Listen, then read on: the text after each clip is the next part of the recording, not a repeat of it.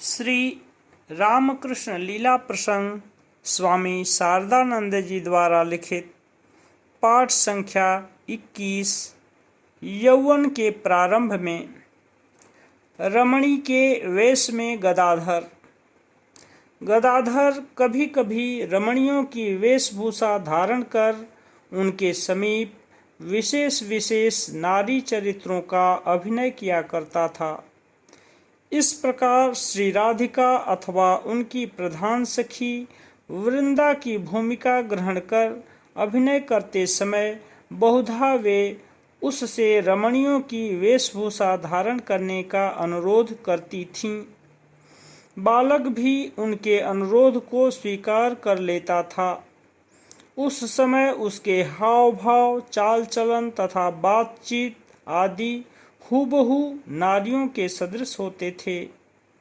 वे उसे देखकर कहती थीं कि नारी की वेशभूषा धारण करने पर कोई भी यह पहचान नहीं सकता कि गदाधर पुरुष है।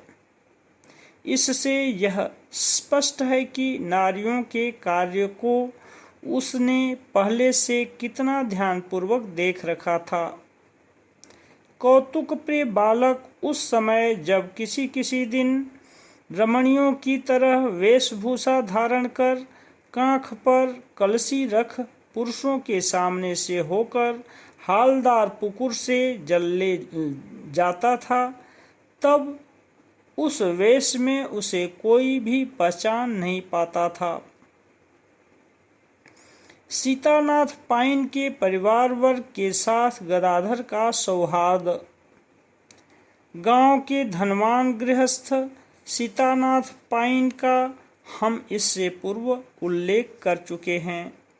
सीतानाथ जी के 8 कन्या तथा 7 पुत्र थे एवं विवाह के पश्चात भी कन्याएं सीतानाथ जी के घर पर एक परिवार भुक्त होकर रहा करती थीं। ऐसा सुना जाता है कि सीतानाथ जी के विशाल परिवार के लिए प्रतिदिन रसोई के निमित्त इतने अधिक मसाले की आवश्यकता होती थी कि 10 सिलों पर मसाला पीसा जाता था। इसके अतिरिक्त सीतानाथ जी के दूर संपर्क के आत्मीय वर्ग में से भी बहुत से लोग उनके घर के समीप घर बनवाकर निवास करते थे। इसलिए कामारपुकुर का वह अंश वणिकपल्ली के नाम से प्रसिद्ध था। वह स्थान क्षुदीराम जी के घर के समीप होने के कारण अवसर मिलने पर वणिक रमणियों में से अधिकांश चंद्रा देवी के समीप उपस्थित होती थीं। उनमें से सीतानाथ जी की धर्मपत्नी तथा कन्याएं मुख्य थीं। इसलिए गदाधर के साथ उनका विशेष सौहार्द स्थापित हुआ था। बालक को समय समय पर वे अपने घर ले जाती थीं तथा रमणी का वेश धारण कर उपरोक्त रूप से अभिनय करने के लिए उससे अनुरोध करती थीं। अभिभावकों के निषेध के कारण उनके आत्मीय वर्ग की अनेक महिलाएं उनके घर के सिवा अन्यत्र नहीं जा पाती थीं।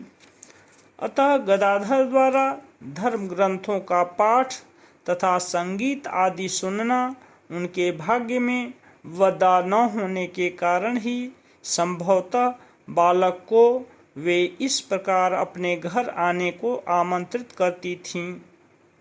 इस प्रकार जो चंद्रा देवी के घर नहीं जाती थीं, वणिकपल्ली की ऐसी अनेक महिलाएं भी गदाधर की भक्त बन चुकी थीं और सीतानाथ जी के घर पर उसके उपस्थित होने का समाचार लोगों के द्वारा मिलते ही वहां जाकर उसकी कथा सुन तथा अभिनय आदि देखकर वे आनंदानुभव किया करती थीं।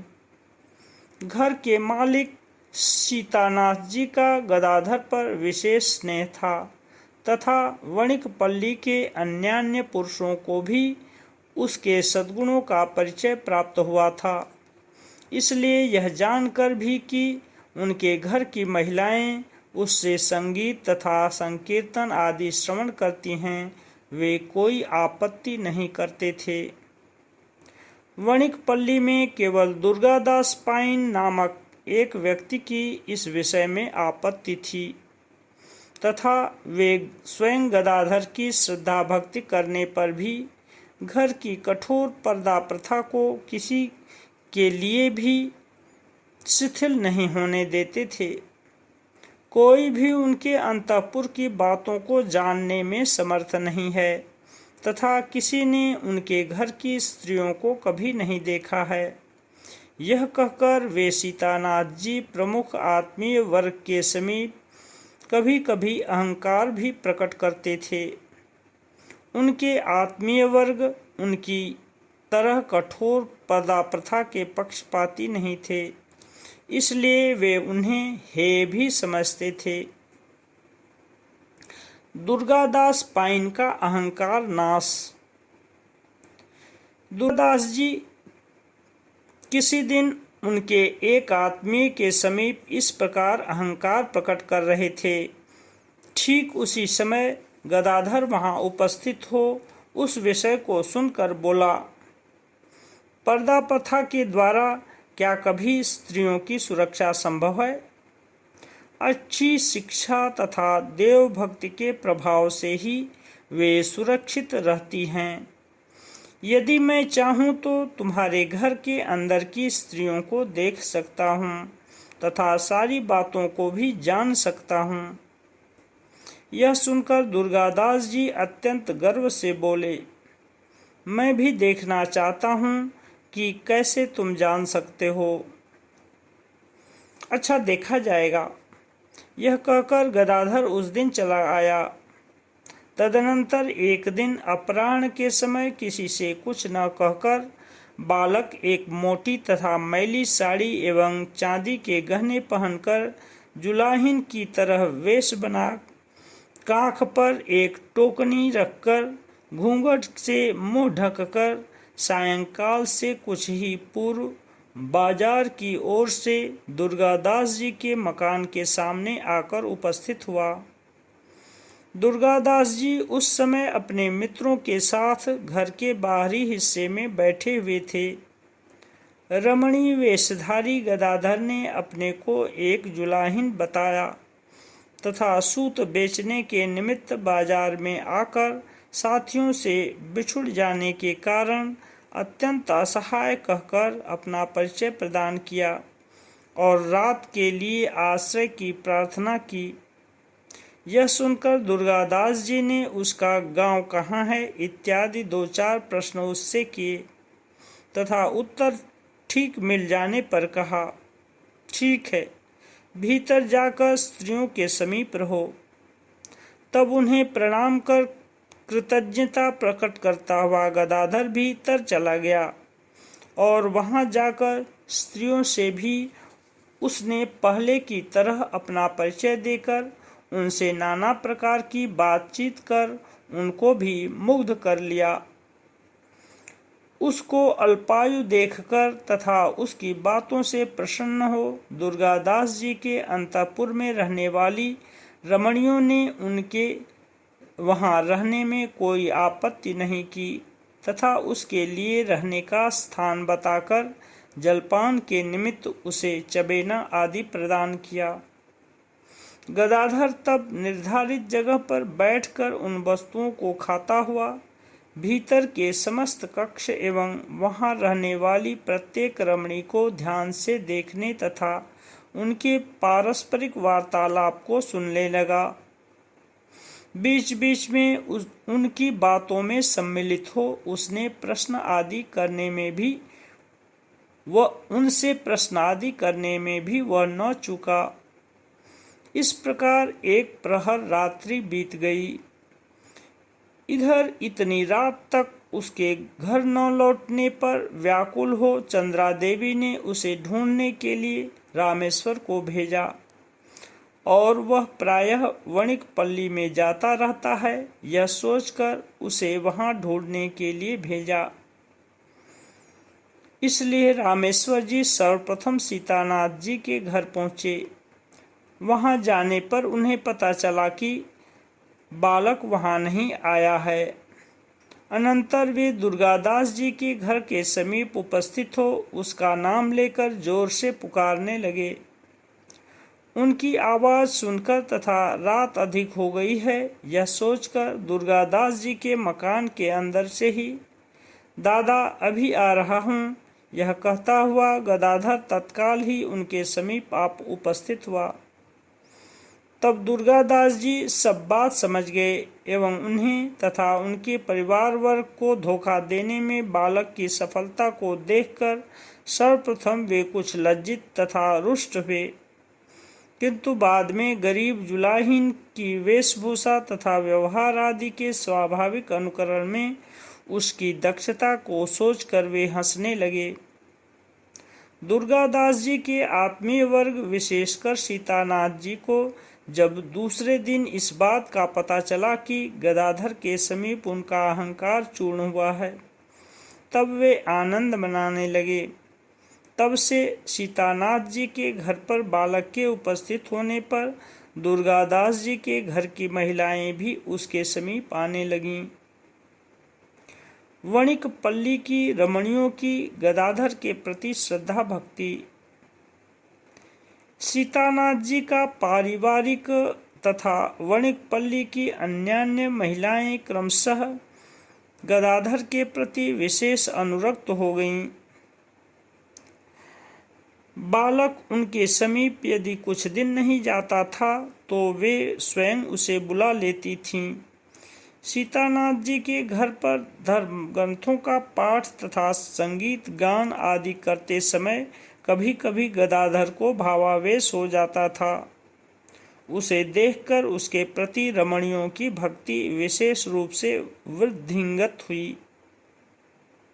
हमने सुना है कि इस प्रकार की भाव समाधि के समय बालक को श्री गौरांग या श्री कृष्ण की जीवित मूर्ति मानकर उनमें से अधिकांश रमणियों ने उसकी पूजा की थी एवं अभिनय के समय उसे सहायता मिलेगी यह समझकर उन लोगों ने उसको एक सोने की बंसी तथा स्त्री पुरुषों के चरित्राभिनय उपयोगी विविध वेश भी बनवा दिए थे। धर्म प्राण पवित्र स्वभाव गदाधर ने अपनी तीक्ष्ण बुद्धि एवं प्रेमपूर्ण सहज सरल स्वभाव द्वारा पड़ोस की रमणियों तथा उस पर जो प्रभाव विस्तार किया था उसका विवरण उन लोगों में से किसी किसी के मुख से हमें सुनने का अवसर प्राप्त हुआ था। सन 1893 के वैशाख के प्रारंभ में कामारपुकुर दर्शन के निमित्त स्वामी रामकृष्णानंद प्रमुख हम कुछ व्यक्ति वहां गए थे तथा उस समय सीतानाथ पाइन की पुत्री श्रीमती रुक्मिणी देवी से हमारा साक्षात्कार हुआ था। तब उनकी आयु लगभग 60 वर्ष की थी। श्री गदाधर के उपरोक्त प्रभाव के बारे में उन्होंने हमसे जो कुछ कहा था यहाँ उसका उल्लेख करने पर पाठक उस विषय को भली भांति समझ सकेंगे। श्रीमती रुक्मिणी देवी ने कहा था, गदाधर के संबंध में श्रीमती रुक्मिणी का वक्तव्य। हमारा घर यहाँ से कुछ उत्तर की ओर वह दिखाई दे रहा है। इस समय हमारा घर टूट फूट गया है। परिवार वर्ग भी प्राय नहीं के बराबर है, किंतु मेरी आयु जिस समय 17-18 वर्ष की थी उस समय इस घर को देखने से श्रीमानों का घर जैसा प्रतीत होता था। मेरे पिताजी का नाम स्वर्गीय सीतानाथ पाइन था। कुटुंब में चाचा ताऊ की संतानों सहित हम 17-18 भाई बहन थे और आयु में हम 2-4 वर्ष के छोटे बड़े रहने पर भी यौवन में पदार्पण कर चुके थे। गदाधर बाल्यकाल से ही हम लोगों के साथ खेलते कूदते थे, इसलिए हमारे साथ उनकी अत्यंत घनिष्ठता थी। हम लोगों के युवावस्था में प्रविष्ट होने पर भी वे हमारे घर आते रहते थे। एवं बड़े होकर भी उसी प्रकार हमारे अंतःपुर में आया जाया करते थे। मेरे पिताजी का उन पर बहुत प्रेम था। उन्हें वे अपने इष्ट देव की तरह देखते तथा उन पर श्रद्धा भक्ति रखते थे। पड़ोस के कोई कोई लोग उनसे कहते थे, तुम्हारे घर में इतनी युवती कन्याएं हैं और गदाधर भी अब बालक नहीं है, उसे अब भी घर के अंदर इस प्रकार क्यों जाने देते हो? यह सुनकर मेरे पिताजी कहते थे, तुम लोग निश्चिंत रहो, मैं गदाधर को खूब पहचानता हूँ। तब वे लोग साहसपूर्वक और कुछ नहीं कह पाते थे। गदाधर जी हमारे अंतःपुर में आकर हमें पुराणों की कथा सुनाते थे। कितने ही हास्य परिहास करते थे।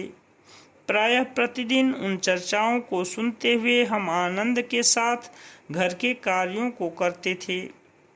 जब वे हमारे समीप रहते थे तब हमारा समय कितना आनंदपूर्वक व्यतीत होता था, एक मुँह से मैं उसका वर्णन कहाँ तक करूं। जिस दिन वे नहीं आते उस दिन यह सोचकर कि कहीं वे बीमार न हो गए हों, हमारा मन छटपटाया करता था। उस दिन हम में से कोई जल लाने अथवा अन्य किसी काम के बहाने से ब्राह्मणी माँ चंद्रा देवी के समीप जाकर जब तक उनका समाचार नहीं ले आती थी तब तक हमें शांति नहीं मिलती थी। उनकी प्रत्येक बात हमें अमृत की तरह मधुर प्रतीत होती थी।